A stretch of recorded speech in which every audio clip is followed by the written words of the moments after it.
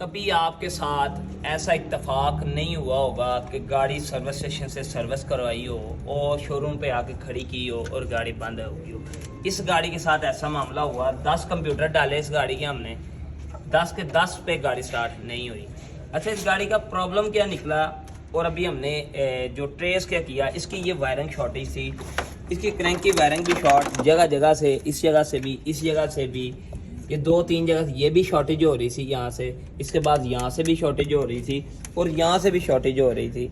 ये गाड़ी का सिर्फ काम इतना हुआ था कि गाड़ी सर्विस स्टेशन पे गई, वॉश करवाई और वॉश करवाने के बाद शोरूम पे आके 5 मिनट के बाद गाड़ी बंद हो गई। तो ये गाड़ी अब स्टार्ट नहीं हो रही थी। तो अभी हमने फॉल्ट क्लियर कर लिया, इसकी वायरिंग शॉर्टेज थी। इंशाल्लाह अभी गाड़ी हाफसल पे स्टार्ट होगी और नेक्स्ट वीडियो आपके साथ शेयर करेंगे। अलशीफ auto care, EFI electrician and car AC, Ujanwala road, Jana Chowk, Hafizabad.